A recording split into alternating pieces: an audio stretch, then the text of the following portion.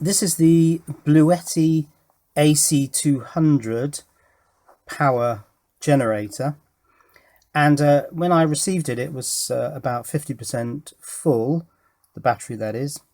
Now I've drained it down using an appliance which I connected into one of the main sockets to 0%. So let's take a look at the display. So there it is, 0%, and I wanted to take a look at the BMS information. So let's hit BMS. The battery voltage, now this is 14 cells in series, lithium ion or lithium nickel manganese cobalt, whatever it might be, and there are the 14 cells, and you can see that they are all at 3.39 or 3.38 volts. Now that's quite high for lithium ion.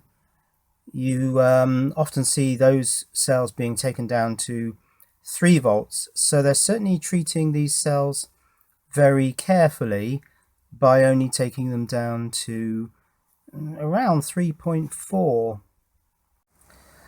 So this indicates that there is 200 milliamps of current being drawn out of the battery, and I suppose that could be because of the display, which has a backlight, and also the green light up there on the power switch. The backlight dims after a certain period of time, so I'll hit these switches to keep that on. So I'm just interested to see whether the pack voltage drops from 47.6. And yes, it has. It's kind of flicking between 47.6 and 47.5.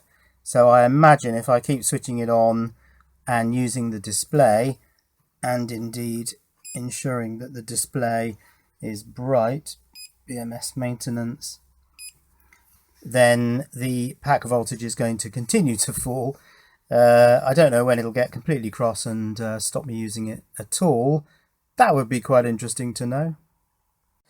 Now when the unit is at 0%, it won't let you turn the DC on for obvious reasons, and it won't let you turn the AC on. Let's just check in faults what faults we've got.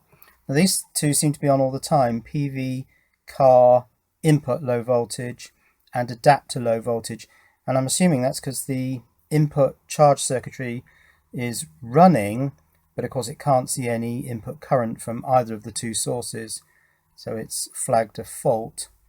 Are there any other faults relating to low battery voltage? Not that I can see. Let's just go back into data and fault history, and yes, we've got 2 faults of error code 9.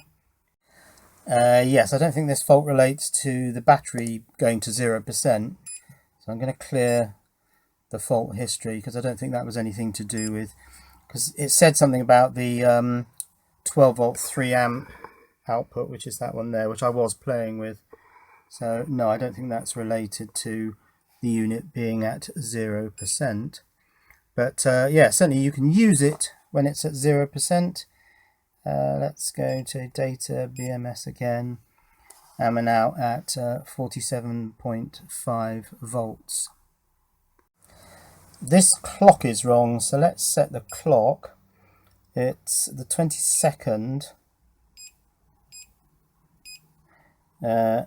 of January, that's right, and it's 15:35.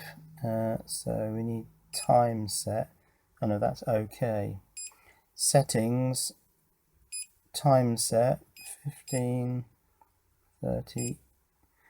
No, I think you just do that. Okay. 10, that will be 15. Okay. That one will be 35. Okay. Seconds I don't care. And okay it. Yeah, that seems to have written into the system. See if it can remember that.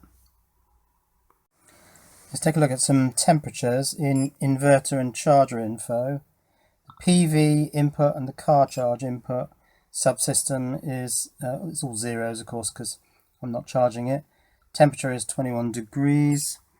The DC output subsystem temperature is 22 degrees, and the AC output subsystem, the temperature is 22 degrees. Let's just have a look at product info. Model is AC200, and it's got a DSP version, an ARM version, a BMS version, and an HMI version. What's HMI? Well, it's now saying that the current being drawn is 100 milliamps. It looks like this current measuring device has a resolution of just 100 milliamps. I can't seem to get the pack voltage down below 47.5. BMS state is currently in standby.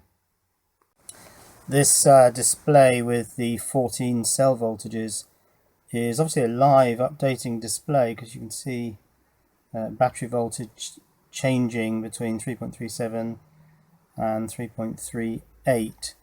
So yeah, it's quite nice. You can watch all the cell voltages in real time. Now down to 47.4. Yeah, 47.3. I could do this all day.